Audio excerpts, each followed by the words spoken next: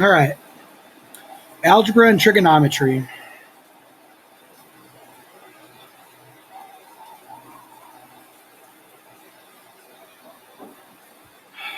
Yeah, I'm getting tired.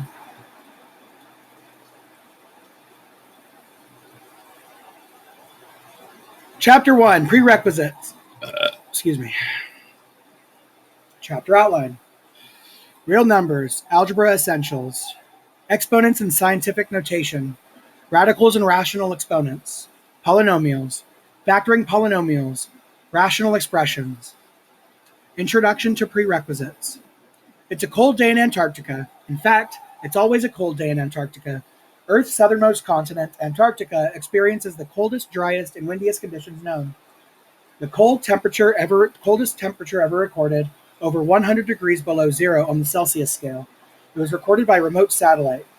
It is no surprise, then, that no native human population can survive the harsh conditions. Only explorers and scientists brave the environment for any length of time. Measuring and recording the characteristics of weather conditions in Antarctica require a use of different kinds of numbers. For tens of thousands of years, humans have undertaken methods to tally, track, and record numerical information. While we don't know much about their usage, the Labambo bone and the Shango bone are among the earliest mathematical artifacts.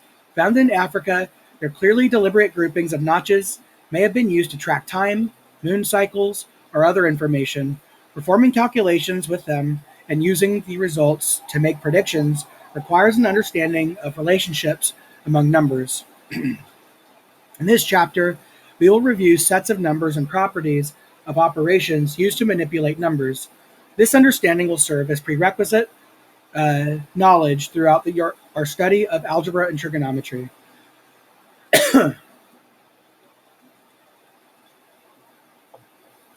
1.1 Real Numbers, Algebra Essentials.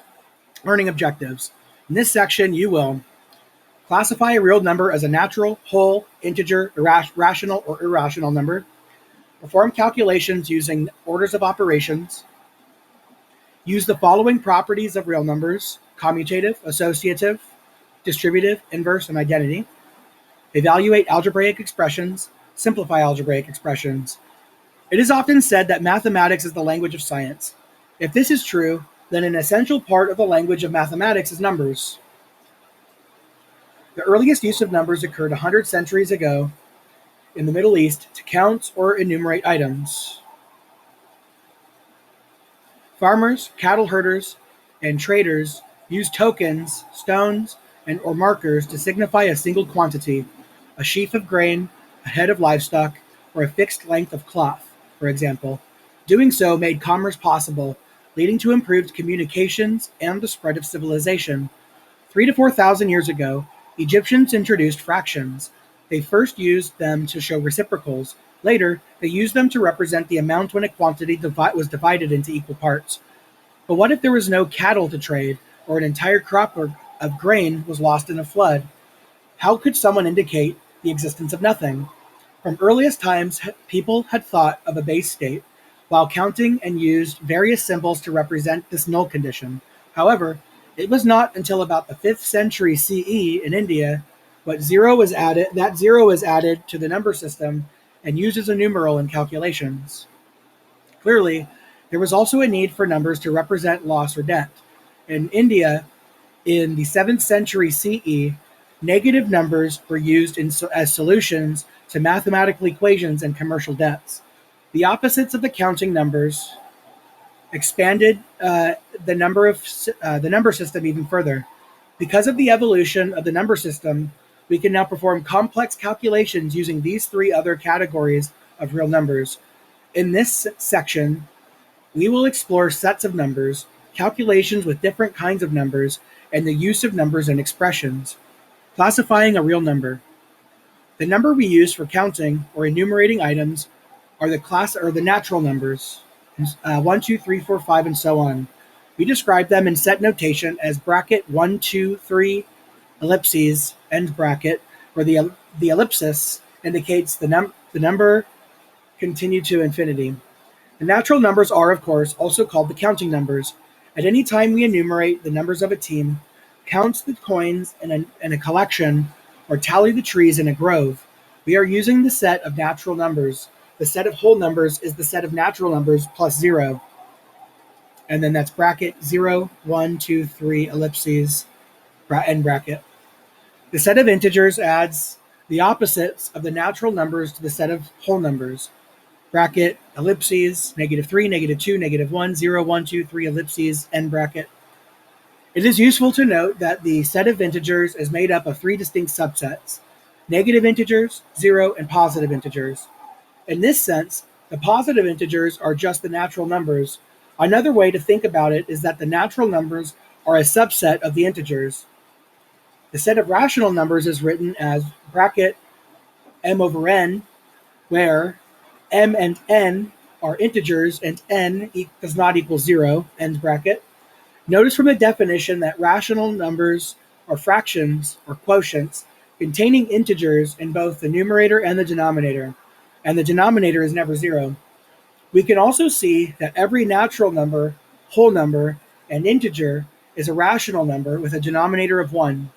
Because they are fractions, any rational number can also be expressed in decimal form. Any rational number can be represented as either a terminating decimal, which is like 15 over 8, which equals 1.875, or a repeating decimal, which is like 4 over 11, or that equals 0.36363636, ellipses, where that equals 0.36 with a little bar over the 3 and the 6, means that repeats. We use a line drawn over the repeating block of numbers instead of writing the group multiple times.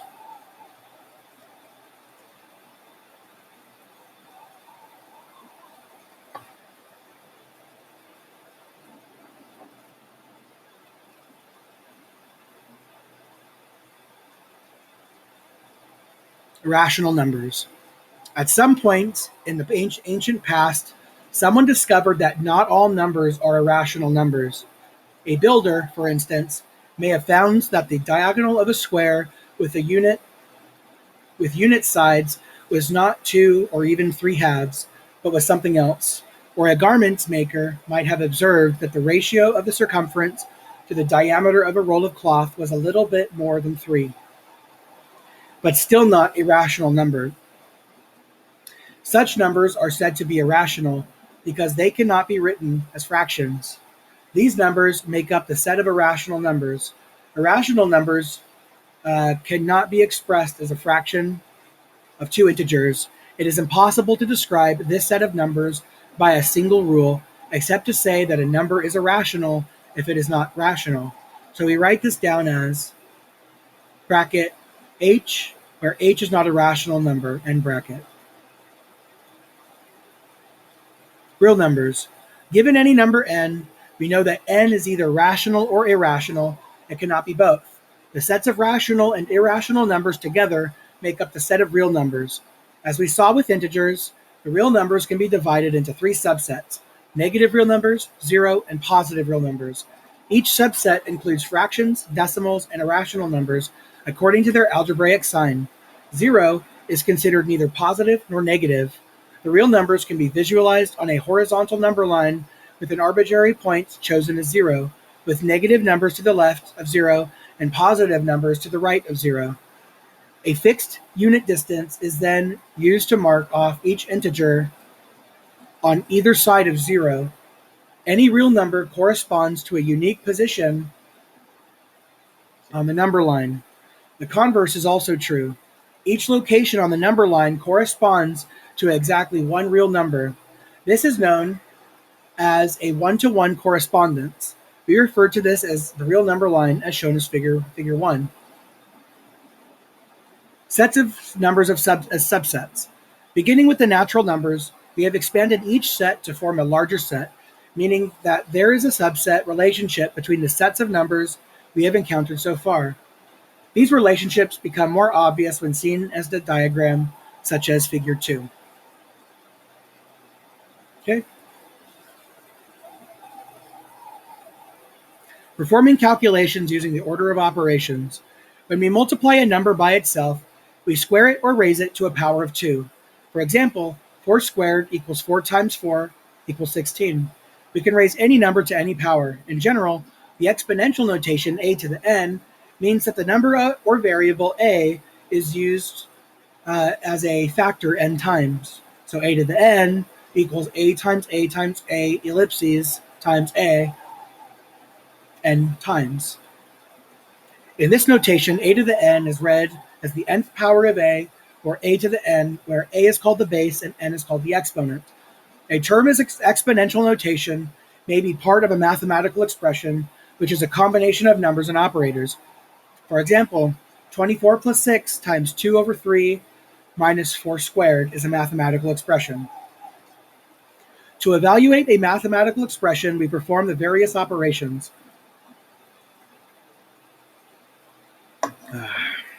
However, we do not perform them in any random order. We use the order of operations. This is a sequence of rules for evaluating such expressions. Recall that in mathematics we use parentheses, brackets, and braces. So I've been calling what they call braces, I call them brackets. It doesn't really matter what ones you use. To group numbers and expressions so that anything appearing within the symbols is treated as a unit. Additionally, fraction bars, radicals, and absolute bars are treated as grouping symbols when evaluating a mathematical expression, beginning by simplifying expressions within grouping symbols. The next step is to address any exponents or radicals. Afterward, perform multiplication and division from left to right, and finally addition and subtraction from left to right. Let's take a look at the expression provided. 24 plus 6 times 2 over 3 minus 4 squared. There are no grouping symbols, so we move on to exponents or radicals. The number 4 is raised to the power of 2, so we simplify 4 squared to 16. So 24 plus 6 times 2 over 3 minus 4 squared equals 24 plus 6 times 2/3 minus 16. Next, perform multiplication or division from left to right. So you get 24 plus 6 times 2/3 minus 16 equals 24 plus 4 minus 16. Lastly, perform addition or subtraction left to right. So you get 24 plus 4 minus 16 equals 28 minus 16 equals 12. Therefore, 24 plus 6 times 2/3 minus 4 squared equals 12. For some complicated expressions, several passes through the order of operations will be needed.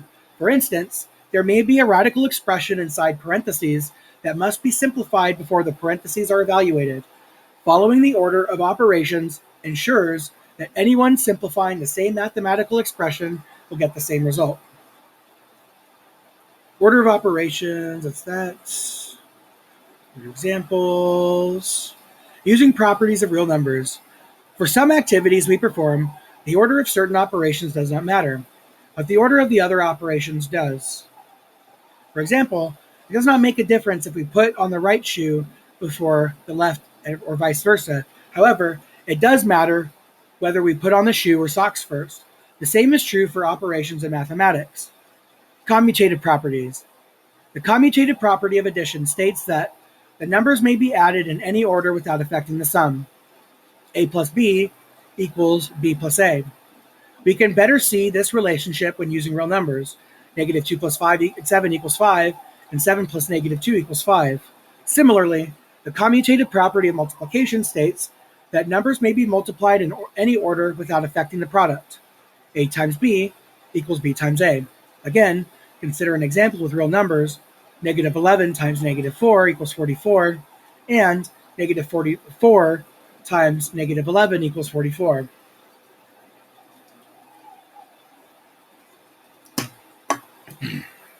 It is important to note that neither subtraction nor division is commutative. For example, 17 minus 5 is not the same as 5 minus 17. Similarly, 20 divided by 5 does not equal 5 divided by 20. Associative properties. The associative property of multiplication tells us that it does not matter how we group numbers when multiplying. We can move the grouping symbols to make the calculation easier, and the product remains the same. A times parentheses B times C, end parentheses, equals parentheses A times B, end parentheses times C. Consider this example. Parentheses 3 times 4, end parentheses times 5 equals 60, and 3 times parentheses 4 times 5 end parentheses equals 60. The associative property of addition tells us that numbers may be grouped differently without affecting the sum. A plus parentheses B plus C end parentheses equals parentheses A plus B end parentheses plus C. This property can be especially helpful when dealing with negative integers. Consider this example. Bracket 15 plus parentheses negative 9 end parentheses end bracket plus 23 equals 29, and 15 plus bracket parentheses negative 9 end parentheses plus 23 end bracket equals 29. Are subtractive and division associative? Review these examples. So 8 minus parentheses 3 minus 15, does that equal, so end parentheses, does that equal parentheses 8 minus 3 end parentheses minus 15? So 8 minus, and that's negative 12. 3 minus 15, no, 3 minus 15, it's negative 18. 8 minus negative 18, 8 plus 18, so 28. And 8 minus 3 is 5, minus 15, so no, that is not. 5 minus 15, negative 10, so, oh, sorry, 3 minus 15, my bad. I screwed that up, not negative 3. 3 minus 15, that's negative 12. So 8 minus negative 12. Oh, I should have just read that. Sorry, I didn't realize that was all one reading. So let's read this again. 8 minus parentheses 3 minus 15. That's the same as 8 minus parentheses negative 12. That's the same as 20. On the right side, it's 8 minus 3 minus 15. So that's the same as 5 minus 15, which is the same as minus 10. 20 is not equal to negative 10. So no, subtraction is not associative. Division, 64 divided by parentheses 8 divided by 4. Does that equal parentheses 64 divided by 8 and parentheses divided by 4? Well, the left side, 64 divided by 2. Does that equal 8 divided by 4? Left side, 32. Right side, 2. Nope, those are not the same. As we can see, neither subtraction nor division is associative. Distributive property. A distributive property states that the product of a factor times a sum is the sum of the factor times each term in the sum. This property combines both addition and multiplication and is the only property to do so. Let us consider an example. 4 times bracket 12 plus parentheses negative 7 and parentheses end bracket equals 4 times 12 plus 4 times parentheses negative 7 and parentheses. That equals 48 plus negative 28. That equals 20. Note that 4 is outside the grouping symbols, so we distribute the 4 by multiplying it by 12, multiplying it by 7, and adding the products. To be more precise, when describing this property, we say that multiplication distributes over addition. The reverse is not true, as we can see in this example. 6 plus parentheses 3 times 5 and parentheses, does that equal parentheses 6 plus 3 and parentheses times parentheses 6 plus 5 and parentheses? Well, the left side is 6 plus parentheses 15 and parentheses. Does that equal parentheses 9 and parentheses times parentheses 11 and parentheses? Well, that's the same as 21 equals 99, which is not true. A special case of the distributive property occurs when the sum of terms is subtracted. A minus B equals A plus negative B. For example, consider the difference 12 minus parentheses 5 plus 3 and parentheses. We can rewrite the difference of two terms, 12 and parentheses 5 plus 3 and parentheses, by turning the subtraction expression into addition of the opposite. So instead of subtracting 5 plus 3, we add the opposite. 12 plus negative 1 times 5 plus 3. Now distribute the negative 1 and simplify as a result. 12 minus parentheses 5 plus 3 and parentheses equals 12 plus negative 1 times parentheses 5 plus 3 equals 12 plus bracket negative 1 times 5 plus negative 1 times 3, the negative 1 being in parentheses, equals 12 plus parentheses negative 8 in parentheses. equals 4. This seems like a lot of trouble for a simple term, but it illustrates a powerful result that will be useful once we introduce algebraic terms. To subtract the sum of terms, change the sign of each term, and add the results. With this in mind, we can rewrite the last example. 12 minus 5 plus 3 equals 12 plus negative 5 minus 3 equals 12 plus negative 8 equals 4. Identity properties. The identity property of addition states that there is a unique number called the additive identity, 0, that when added to a number results in the original number. So a plus 0 equals a. The identity property of multiplication states that there is a unique number called the multiplicative identity, 1, that when multiplied by a number results in the original number. For example, we have negative 6 plus 0 equals negative 6, and 23 times 1 equals 23. There are no exceptions for these properties. They work for every real number, including 0 and 1. Inverse properties. The inverse property of addition states that for every real number a, there is a unique number called the additive inverse, or opposite, denoted by negative a, that when added to the original number results in the additive identity 0.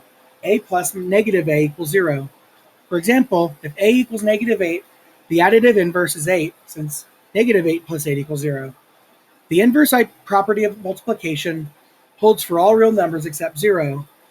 Because the reciprocal of 0 is not defined, the property states that for every real number a, there exists a unique number called the multiplicative inverse, or the reciprocal, denoted 1 over a. That, when multiplied by the original number, results in the multiplicative identity 1.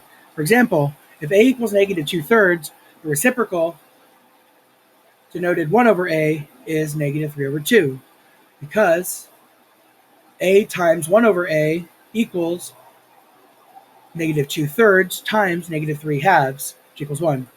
Properties of real numbers. The following properties hold for real numbers. Oh, sorry, that's a definition. Evaluating algebraic expressions. So far, the mathematical expressions we have seen have involved real numbers only. In mathematics, we may see expressions such as x plus 5, or 4/3 pi r cubed, or the square root of 2m cubed n squared. And the expression of x plus 5 is called a constant. 5 is called a constant because it does not vary, and x is called a variable because it does. In naming the variable, ignore any exponents or radicals containing the variable.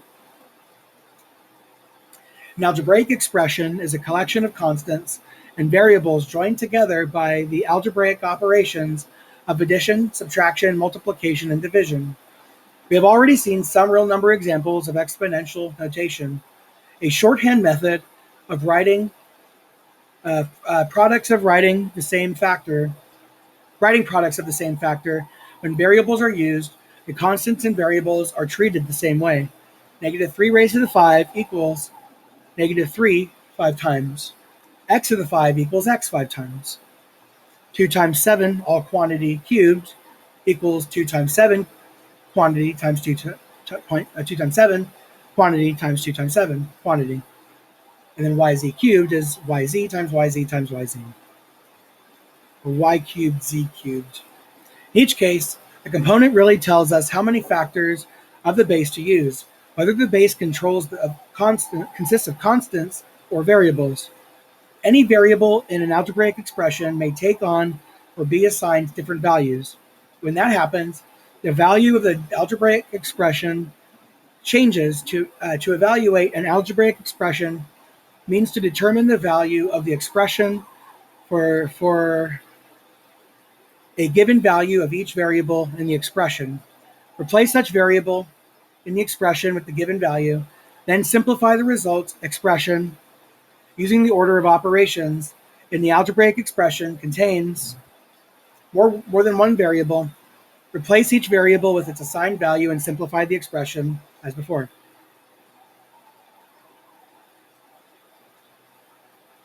Formulas. An equation is a mathematical statement indicating that two expressions are equal. The expressions can be numeral or algebraic. The equation is not inherently true or false, but only a proposition. The values that make up the equation true, the solutions are found using the properties of real numbers. and other results. For example, the equation 2x plus 1 equals 7 has the solution of 3 because when we substitute 3 for x in the equation, we obtain the true statement 2 times 3 plus 1 equals 7. A formula is an equation expressing a relationship between constant and variable quantities. Very often, the equation is a means of finding the value of one quantity, often a single variable, in terms of another or other quantities. One of the most common examples is the formula for finding the area of a circle in terms of the radius of the circle. A equals pi r squared. For any value of r, the area A can be found by evaluating the expression pi r squared.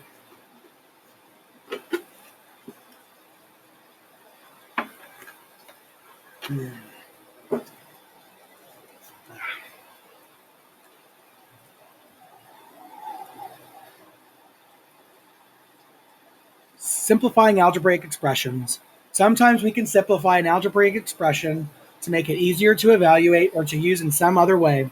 To do so, we use the properties of real numbers. We can use the same properties and formulas because they contain algebraic expressions.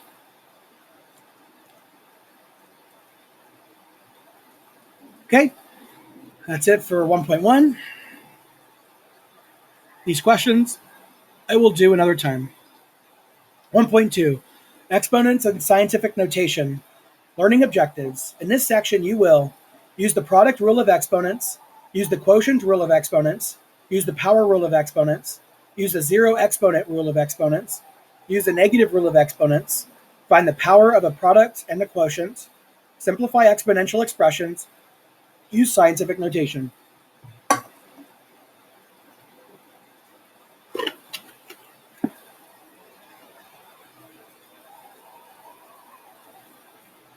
Need some of that water.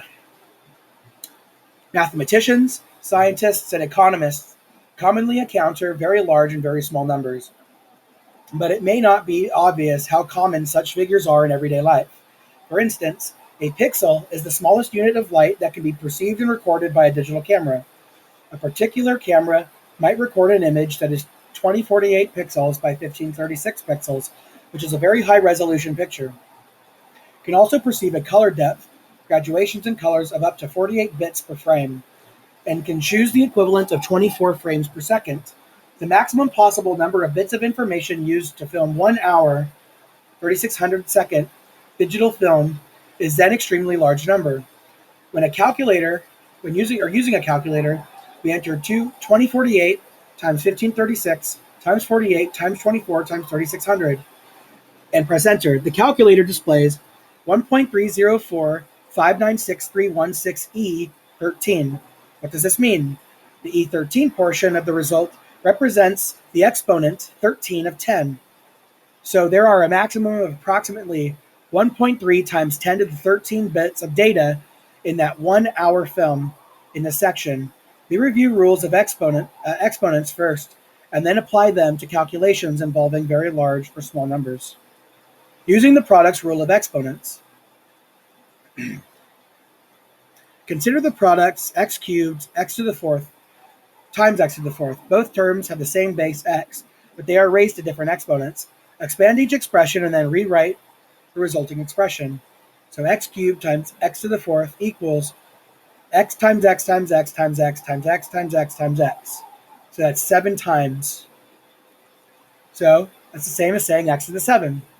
The result is that x to the third times x to the fourth equals x raised to the power of 3 plus 4, which equals x to the 7. Notice that the exponent of the product is the sum of the exponents of the terms.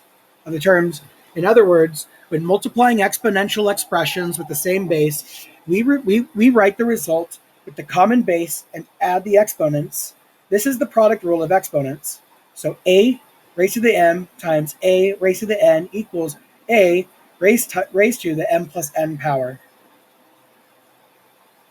Now consider an example with real numbers.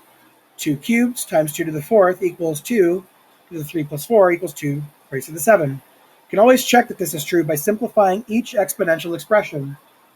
We find that 2 to the 3 is 8, 2 to the 4 is 16, and 2 to the 7 is 128. Product 8 times 6 equals 128, so the relationship is true. We can use the product rule of exponents to simplify expressions that are a product of two numbers or expressions with the same base but different exponents. Using the quotient rule of exponents. The quotient rule of exponents allows us to simplify an expression that divides two numbers with the same base but different exponents. In a similar way to the product rule, we can simplify an expression such as y to the m over y to the n, where m is greater than n. Consider the example y to the 9 over y to the 5. Perform the division by canceling common factors. So y to the 9 over y to the 5 equals y 9 times each other over y 5 times each other. That equals 4y's in the numerator and 5 cancel in the top and the bottom. So you get y to the 4th. Notice that the exponent of the quotient is the difference between the exponents of the divisor and dividend. In other words, when dividing exponential expressions with the same base, you write the result with the common base and subtract the exponents. So y to the 9 over y to the 5 is the same as y to the 9 minus 5 power, which equals y to the 4. For the time being, we must be aware of the condition that m greater than n. Otherwise, the difference m minus n could be 0 or negative. Those possibilities will be explored shortly. Also, instead of qualifying variables as non-zero each time, we will simplify matters and assume from here on that all variables represent non-zero real numbers. Using the power rule of exponents. Suppose an exponential expression is raised to some power. Can we simplify the result? Yes. To do this, we use the power rule of exponents.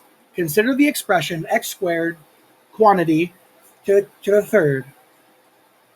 The expression inside the parentheses is multiplied twice because it has an exponent of 2. Then the result is multiplied 3 times because the entire expression has an exponent of 3. So x squared to the cube is the same as x squared times x squared times x squared, which is the same as quantity x times x times quantity x times x times quantity x times x, which equals x times x times x times x times x times x, which equals x to the 6. The exponent of the answer is the product of the exponents. So x squared to the third equals x to the 2 times 3 power equals x to the 6. In other words, when raising an exponential expression to a power, we write the result with a common base and the product of the exponents.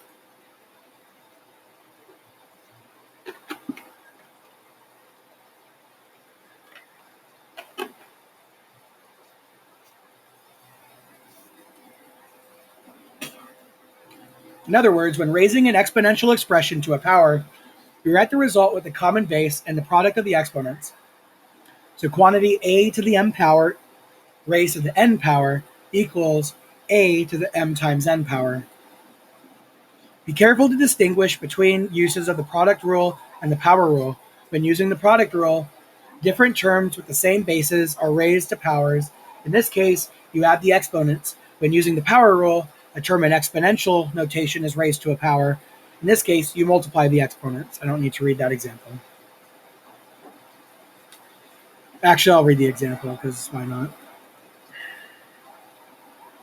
So for the product rule, 5 cubed times 5 to the 4 equals 5 to the 3 plus 4, which equals 5 to the 7. But for the power rule, 5 to the third power, all raised to the 4th power, equals 5 to the 3 times 4th power equals 5 to the 12th power. X to the 5th times x squared equals x to the 5 plus 2 equals x to the 7th. But x to the 5th squared equals x to the 5 times 2, which equals x to the 10. Quantity 3a raised to the 7th times quantity 3a raised to the 10th equals quantity 3a raised to the 7 plus 10th power equals 3a to the 17th. But quantity 3a to the 7th power quantity raised to the 10th power equals quantity 3a to the 7 times 10th power which equals quantity 3a to the 70th power.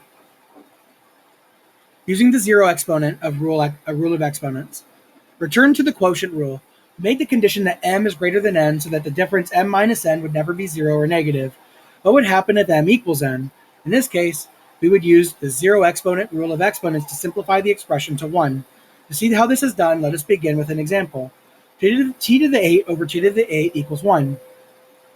If we were to simplify the original expression using the quotient rule, we would have t to the 8 over t to the 8 equals t raised to the 8 minus 8th power, which equals t to the 0th power. If we equate the two answers, the result is t to the 0 equals 1. This is true for any non-zero real number or any variable representing a real number. A to the 0 equals 1. The sole exception of the expression is the expression 0 over 0. This appears later in more advanced courses, but for now, we will consider the value to be undefined.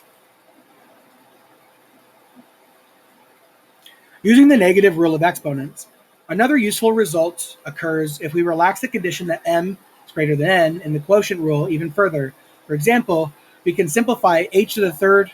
Can we simplify h to the third over h to the 5? When m is less than n, that is, there is a difference, m minus n is negative, we can use the negative rule of exponents to simplify the expression to its reciprocal. Divide one exponential expression by another with a larger exponent. Use our example, h to the third over h to the fifth. I should use this more. H to the third over h to the fifth equals h times h times h divided by h times h times h times h times h. So 3 in the numerator will cancel 3 in the denominator, so you get 2 left in the denominator. So that equals 1 over h squared. If we were to simplify the original expression using the quotient rule, we would have h to the third over h to the fifth equals h to the 3 minus 5th power, which equals h to the negative second. Putting the answers together, we have h to the negative 2 equals 1 over h squared. This is true for any non-zero real number or any variable representing a non-zero real number. A factor with the negative exponent becomes the same factor with a positive exponent if it is moved across the function fraction bar from numerator to denominator or vice versa. A to the negative n equals 1 over a to the n, and a to the n equals 1 over a to the negative n. We have shown that the exponential expression a to the n is defined when n is a natural number 0 or the negative of a natural number. That means that a to the n is defined for all integer n. So also, the product and quotient rules and all of the rules we will look at soon hold for any integer n. Finding the power of a product.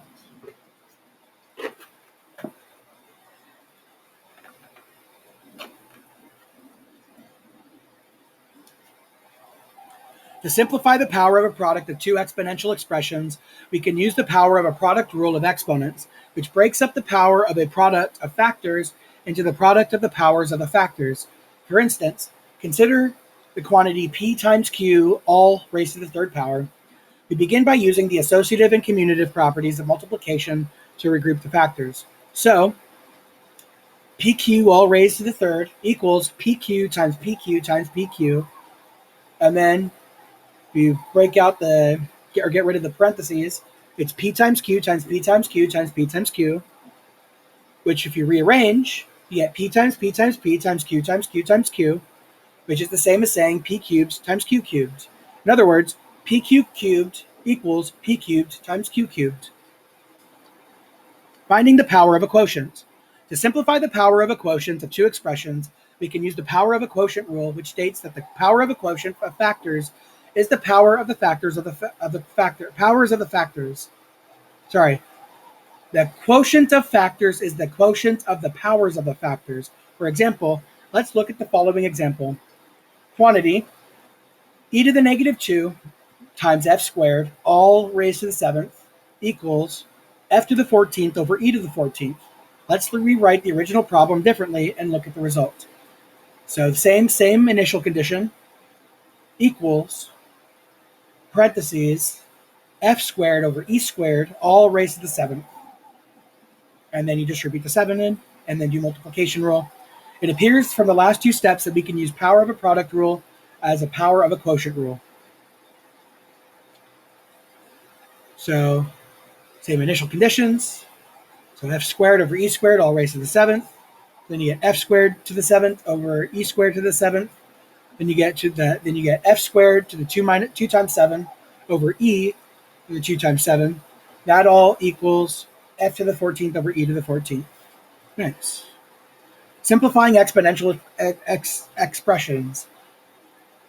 Recall that to simplify an expression means to rewrite it by combining terms or exponents. In other words, to write the expressions more simply with fewer terms. The results of exponents may be combined to simplify expressions. Using scientific notation. Recall at the beginning of the section that we found the number 1.3 times 10 to the 13 when describing bits of information in digital images. Other extreme numbers include the width of human hair, which is about 0.00005 meters, and the radius of an electron, which is about lots of zeros 47 meters. How can we effectively read, compare, and calculate with numbers such as these? A shorthand method of writing very small and very large numbers is called scientific notation, in which we express numbers in terms of exponents of 10. To write a number in scientific notation, move the decimal points to the right of the first digit in the number. Write the digits as a decimal number between 1 and 10. Count the number of places n that you moved the decimal point. Multiply the decimal number by 10 raised to a power of n. If you moved the decimal left, as in a very large number, n is positive. If you moved the decimal right, as in a very small number, n is negative. For example, consider the number 2.780 million. Move the decimal left until it is to the right of the first non-zero digit, which is 2. We obtain 2.780418 by moving the decimal point 6 places to the left. Therefore, the exponent of 10 is 6, and it is positive because we moved the decimal point to the left. That is what we should expect for a large number. Working with small numbers is similar. Take the example of the radius of an electron, 0.000000000000047 meters.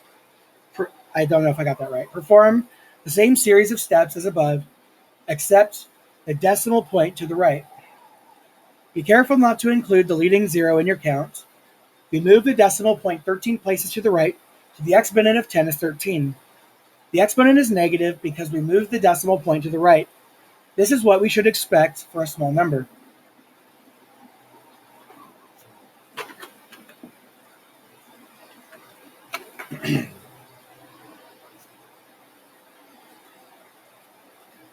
Okay.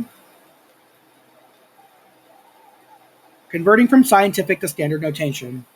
To convert a number in scientific notation to standard notation, simply reverse the process.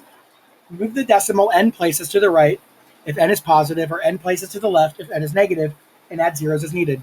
Remember, if n is positive, the value of the number is greater than 1, and if n is negative, the value of the number is less than 1. Using scientific notation and applications. Scientific notation used with the rules of exponents makes calculating with large or small numbers much easier than doing so using standard notation. For example, suppose we are asked to calculate the number of atoms in 1 liter of water. Each liter, or each water molecule, contains 3 atoms, just 2 hydrogens and 1 oxygen. The average drop of water contains around 1.32 times 10 to the 21 molecules of water, and 1 liter of water holds about 1.22 times 10 to the 4 average drops. Therefore, there are approximately 3 times 1.32 times 10 to the 21 quantity times 1.22 times 10 to the 4 quantity, which is approximately equal to 4.83 times 10 to the 25 atoms in 1 liter of water. We simply multiply the decimal terms and add the exponents, imagine having to perform the calculation without using scientific notation. When performing calculations with scientific notation, be sure to write the answer in proper scientific notation. For example, consider the product quantity 7 times 10 to the 4 n quantity times quantity 5 times 10 to the 6 n quantity. That all equals 35 times 10 to the 10. The answer is not in proper scientific notation because 35 is greater than 10. Consider 35 as 3.5 times 10. That adds 10 to the exponent of the answer. So 35 times 10 to the 10 is the same as 3.5 times 10 times 10 to the 10, which is the same as 3.5 times 10 times 10 to the 10 equals 3.5 times 10 to the 11. Okay, 1.2 is done. 1.3, radicals and rational exponents. Learning objectives. In this section, you will evaluate square roots, use the product rule to simplify square roots, use the quotient rule to simplify square roots, add and subtract square roots, rationalize denominators, use rational roots. A hardware store sells 16-foot ladders and 24-foot ladders. A window is located 12 feet above the ground. A ladder needs to be purchased that will reach the window from a point on the ground 5 feet from the building. To find out the length of the ladder needed, we can draw a right triangle as shown and use the Pythagorean theorem.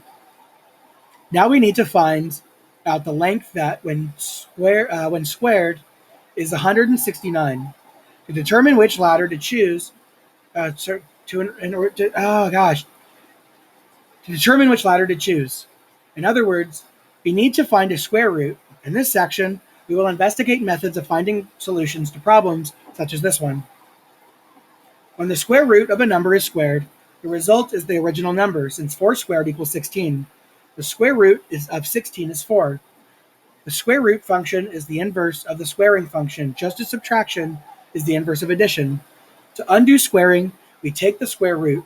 In general terms, if a is a positive real number, then the square root of a is a number that, when multiplied by itself, gives a. The square root could be a positive or negative because multiplying two negative numbers gives a positive number. A principal square root is the non-negative number that, when multiplied by itself, equals a. The square root obtained using a calculator is the principal square root. The principal square root of a is written as the square root of a. The symbol is called a radical. The term under the symbol is called the radicand, and the entire expression is called a radical expression. Using the product rule to simplify square roots. To simplify a square root, we rewrite it such that there are no perfect squares in the radicand. There are several properties of square roots that allow us to simplify complicated rational expressions. The first rule we will look at is the product rule for simplifying square roots, which allows us to separate the square root as a product of two numbers into the product of two separate rational expressions. For instance, we can rewrite square root of 15 as the square root of 3 times the square root of 5. We can also use the product rule to express the product of multiple radical expressions as a single radical expression. The product rule for simplifying square roots.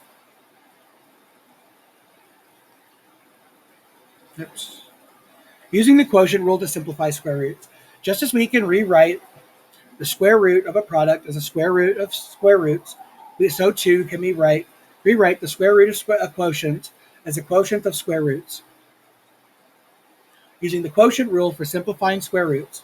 It can be helpful to separate the numerator and denominator of a fraction and under a radical so that we can take their square roots separately. We can rewrite the square root of 5 halves as the square root of 5 over the square root of 2. Oh man.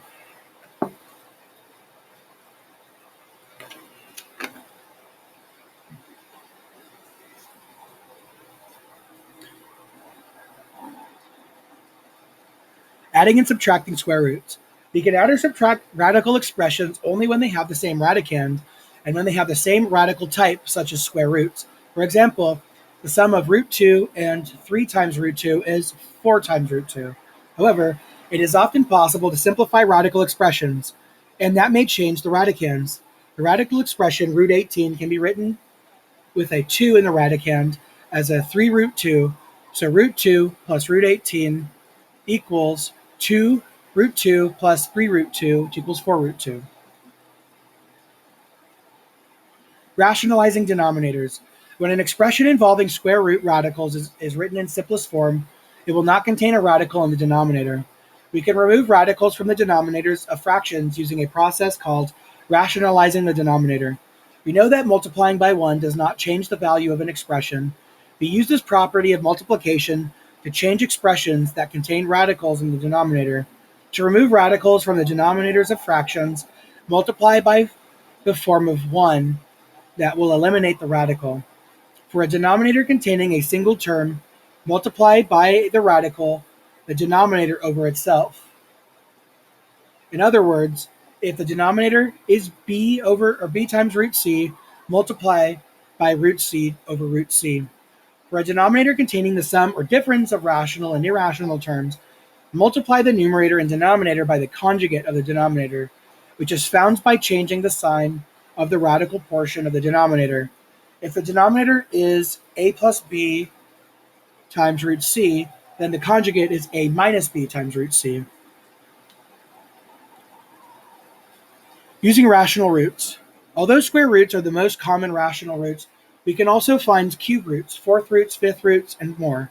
Just as the square root function is the inverse of the squaring function, these roots are the inverses of their respective power functions.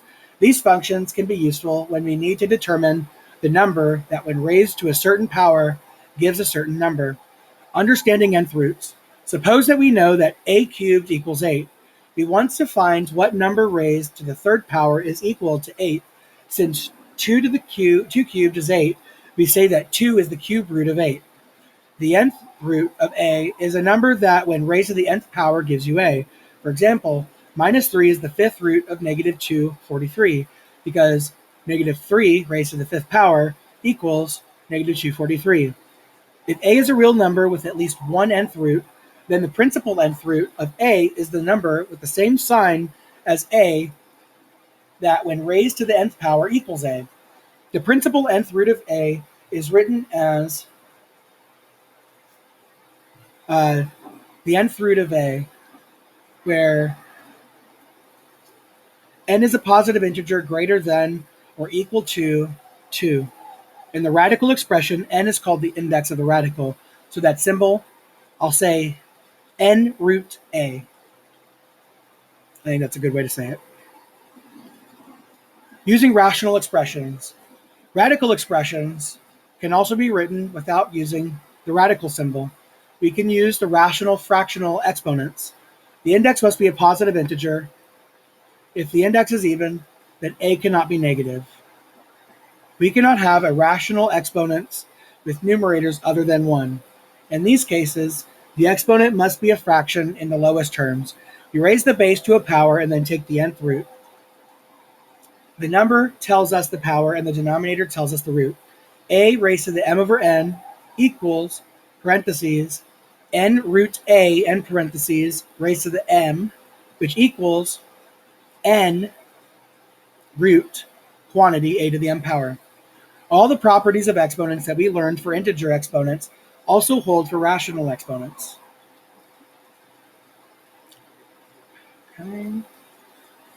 Okay, that's it for 1.3. 1.4, polynomials, learning objectives. In this section, you will identify the degree and leading coefficient of polynomials, add and subtract polynomials, multiply polynomials, use FOIL to multiply binomials, perform operations with polynomials of several variables.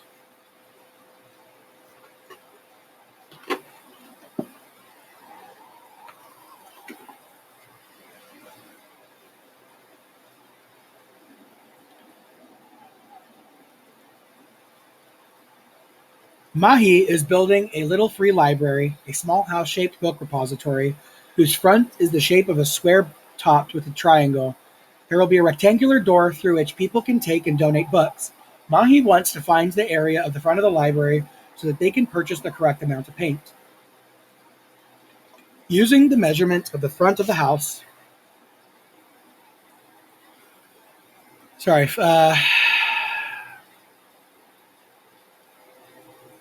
shown in Figure 1.1, we can create an expression that combines several variable terms, allowing us to solve this problem and others like it.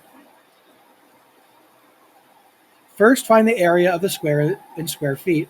So, area of the square equals s squared, because the length of one side is 2x. That equals 2x all squared, and then that's 4x squared. And then find the area of the triangle in square feet. Area equals 1/2 base times height. That's just a given. And that equals 1/2 times 2x times 3/2, which is 3/2 x. And then there's the area of the rectangular door. A equals length times width, because that's a rectangular, which equals x times 1, which equals x. The area of the front of the library can be found by adding the areas of the square feet in the triangle and then subtracting the area of the rectangle. When we do this, we get 4x squared plus 3 over 2x minus x feet squared, or 4x squared plus 1/2 x feet squared. In this section, we will examine expressions such as this one, which combine several variable terms, identifying the degree and leading coefficient of polynomials. The formula just found is a negative, or an example, of a polynomial, which is a sum or a difference of terms, each consisting of a variable raised to a non-negative integer power. A number multiplied by a variable raised to an exponent, such as 384 pi, is known as a coefficient. Coefficients can be positive, negative, or zero, and can be whole numbers, decimals, or fractions. Each product, a sub I, x to the I, such as 384 pi w, is a term of a polynomial. If a term does not contain a variable, it is called a constant. A polynomial containing only one term, such as 5x to the fourth, is called a monomial. A monomial containing two terms, such as 2x minus 9, is called a binomial. A polynomial containing three terms, such as negative 3x squared plus 8x minus 7, is called a trinomial. We can find the degree of a polynomial by identifying the highest power of the variable that occurs in the polynomial. The term with the highest degree is called the leading term because it is usually written first. The coefficient of the leading term is called the leading coefficient. When a polynomial is written so that the powers are descending, we say that it is in standard form. Adding and subtracting polynomials. We can add and subtract polynomials by combining like terms, which are terms that contain the same variables raised to the same exponents. For example, 5x squared and negative 2x squared are like terms and can be added to get 3x squared, but 3x and 3x squared are not like terms and therefore cannot be added.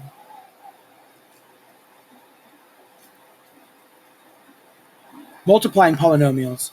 Multiplying polynomials is a bit more challenging than adding and subtracting polynomials. We must use the distributive property to multiply each term in the first polynomial by each term in the second polynomial. We then combine like terms. We can also use a shortcut called the FOIL method when multiplying binomials. Certain special products follow patterns that we can memorize and use instead of multiplying the polynomials by hand each time. We will look at a variety of ways to multiply polynomials. Multiplying polynomials using the distributive property. To multiply a number by a polynomial, we use a distributive property. The number must be distributed to each term of the polynomial. We can distribute the 2 in 2 times quantity x plus 7 to obtain the equivalent expression 2x plus 14.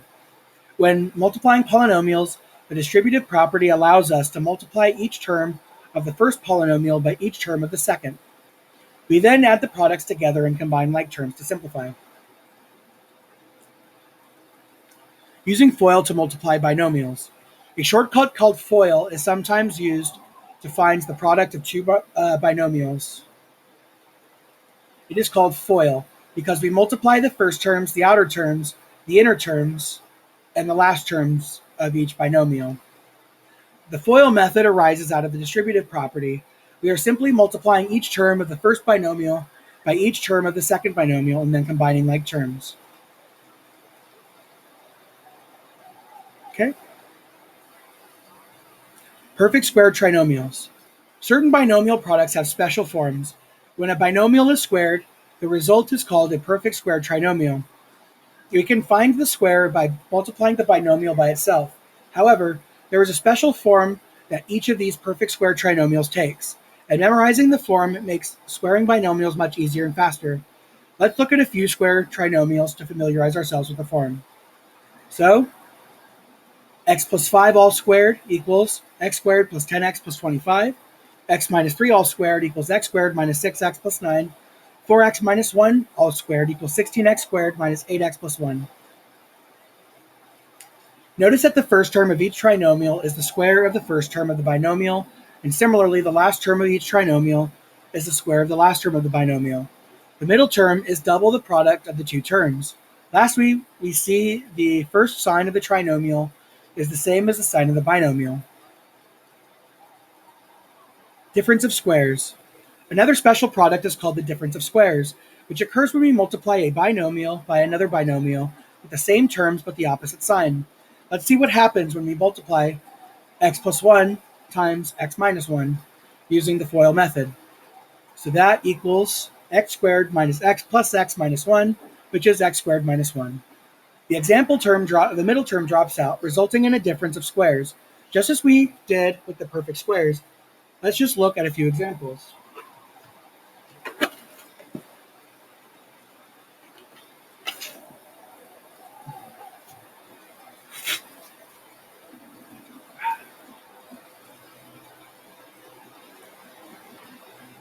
So x plus 5 times x minus 5, that's x squared minus 25.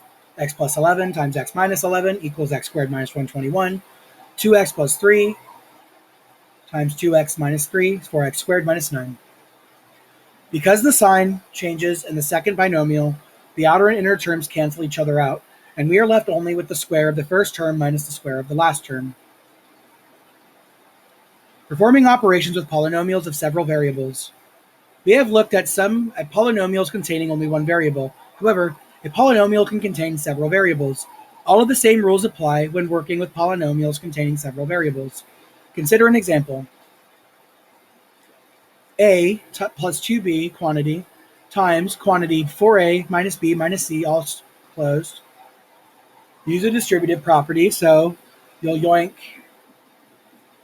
an a plus 2b out. Or no, you distribute it, sorry. So a is going to multiply by the whole term 4a minus b minus c, and the 2b is going to multiply by the whole term 4a minus b minus c. So then that gets you distribute. So the a goes in, you get 4a squared minus ab minus ac, and you distribute the 2b in, and you get 8ab minus 2b squared minus 2bc. So then you multiply, or so you combine like terms.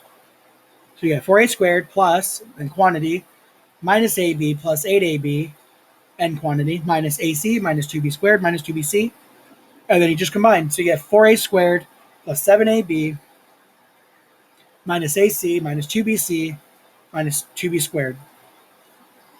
And that's the simplified version. Okay, that's it for 1.4. 1.5, factoring polynomials. Learning objectives. In this section, you will factor the greatest common factor of a polynomial, factor a trinomial, factor it by grouping, factor a perfect square trinomial, factor difference of squares, factor the sum and difference of cubes, factor expressions using fractional or negative exponents. Imagine that we are trying to find the area of a lawn so that we can determine how much grass seed to purchase. The lawn is the green portion in figure 1. The areas of the portions that do not require grass seed need to be subtracted from the area of the entire region. The two square regions each have an area of a equals s squared equals 4 squared equals 16 units squared. The other rectangular region has one side of length 10x minus 8 and one side of length 4, giving an area of a equals lw equals 4 times quantity 10x minus 8 equals 40x minus 32 units. So the region that must be subtracted has an area of 2 times 16 plus 40x minus 32 equals 40x units. The area of the region that requires grass seed is found by subtracting 60x squared minus 40x units squared. This can also be expressed in factored form as 20x times the quantity 3x minus 2 units. We can confirm that this is an equivalent expression by multiplying. Many polynomial expressions can be written in simpler forms by factoring. In this section, we will look at a variety of methods that can be used to factor polynomial expressions. Wow, I'm just now getting an Instacart. Let's see what we got. Anything good?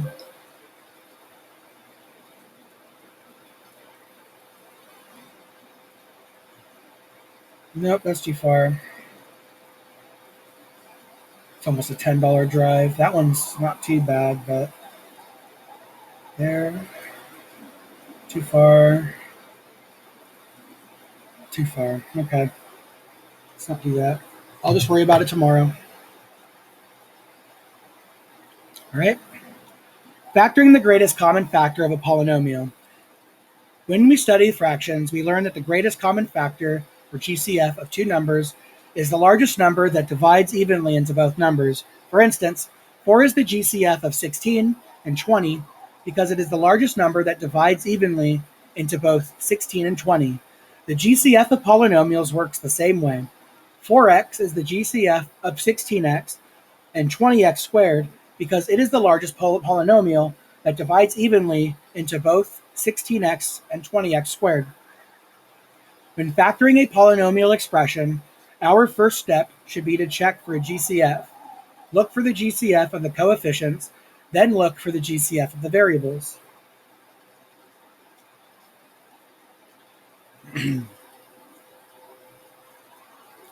Factoring a trinomial with leading coefficient 1. Although we should always begin by looking for a GCF, pulling out the GCF is not only the only way that polynomial expressions can be factored. The polynomial x squared plus 5x plus 6 has a GCF of 1, but it can be written as the product of the factors x plus 2 and x plus 3. Trinomials of the form x squared plus bx plus c can be factored by finding two numbers with the product of c and the sum of b. The trinomial x squared plus 10x plus 6, for example, can be factored using the numbers 2 and 8, because the product of those numbers is 16 and their sum is 10. A trinomial can be written as the product of x plus 2 and x plus 8. Factoring by grouping.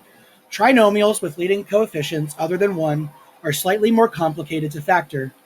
For these trinomials, we can factor by grouping, by dividing the x term into the sum of two terms, factoring each portion of the expression separately, and then factoring out the GCF of the entire expression. The trinomial 2x plus 5x plus 3 can be written as 2x plus 3 times x plus 1.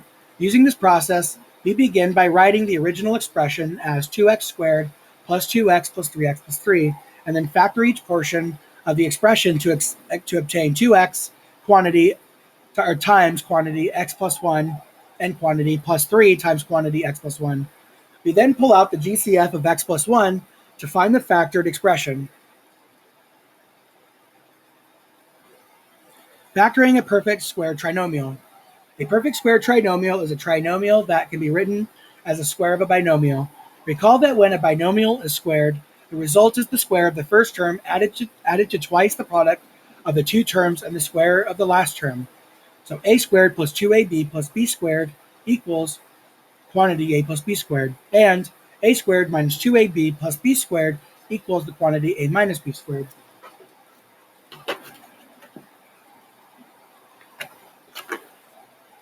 We can use this equation to factor any perfect square trinomial. Factoring a difference of squares.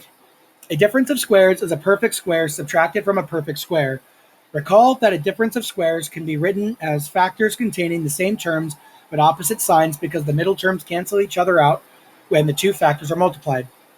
A squared minus b squared equals a plus b times a minus b. We can use this equation to factor any differences of squares. Factoring the sum and differences of cubes. Now we will look at two new special products, the sum and difference of cubes. Although the sum of squares cannot be factored, the sum of cubes can be factored into a binomial and a trinomial. A cubed plus b cubed equals a plus b times the quantity a squared minus ab plus b squared, and quantity. Similarly, the difference of cubes can be factored into a binomial and a trinomial, but with different signs, where a cubed minus b cubed equals a minus b times the quantity a squared plus ab plus b squared. We can use the acronym SOAP to remember the signs when factoring the sum or difference of cubes. The first letter of each word relates to the signs. Same, opposite, always positive. For example, consider the following example. The sign of the first two is the same as the sign between x cubed and minus 2 cubed. The sign of the 2x term is opposite the sign between x cubed minus 2 cubed. And the sign of the last term, 4, is always positive.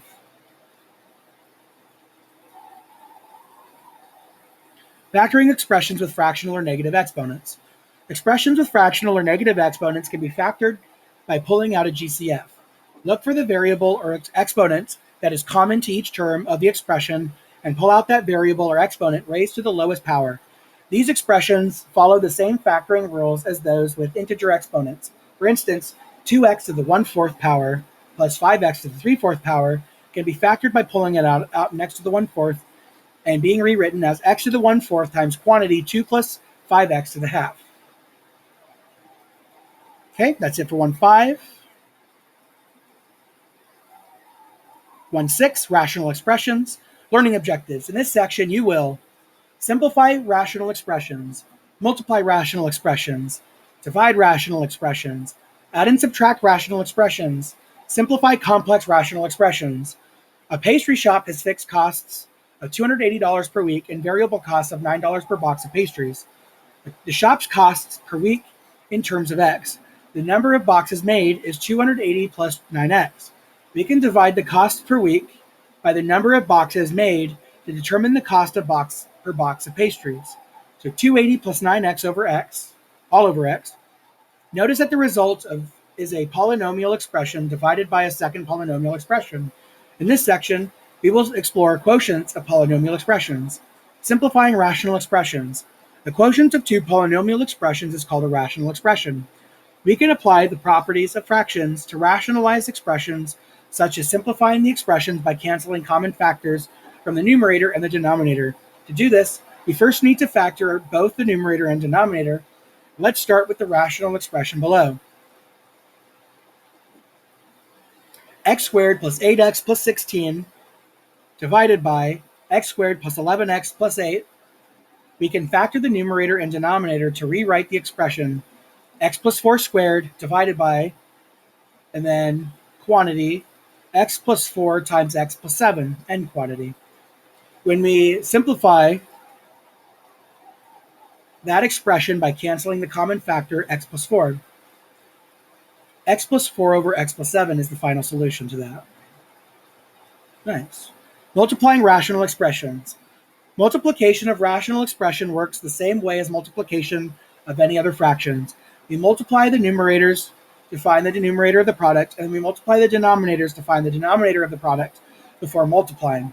It is helpful to factor the numerators and denominators just as we did when simplifying rational expressions. We are often able to simplify the product of rational expressions. Dividing rational expressions. Division of rational expressions works the same way as division of other fractions. To divide a rational expression by another rational expression, multiply the first expression by the reciprocal of the second. Using this approach, we would rewrite 1 over x times x squared over 3 as the product 1 over x times 3 over x squared. Once the division expression has been rewritten as a multiplication expression, we can multiply as we did before. Adding and subtracting rational expressions. Adding and subtracting rational expressions works just like adding and subtracting numerical fractions. To add fractions, we need to find a common denominator. Let's look at an example of fraction addition. So 5 over 24 plus 1/40 equals 25 over 120 plus 3 over 120. That equals 28 over 120, or 7 over 30. We have to rewrite the fractions so they share a common denominator before we are able to add. We must do the same thing when adding or subtracting rational expressions. The easiest common denominator to use will be the least common denominator.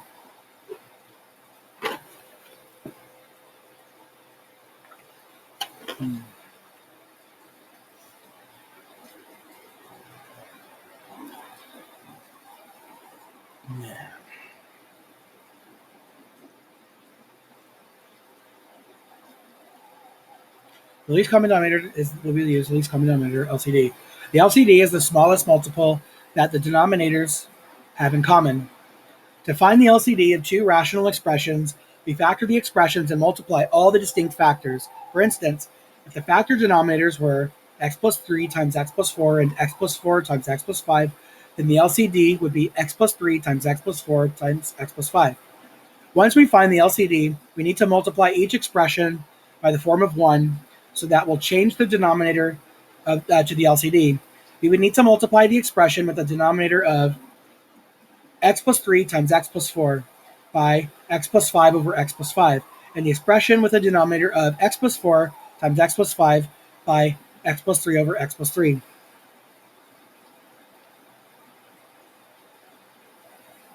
Simplifying complex rational expressions. A complex rational expression is a rational expression that contains additional rational expressions in the numerator, the denominator, or both.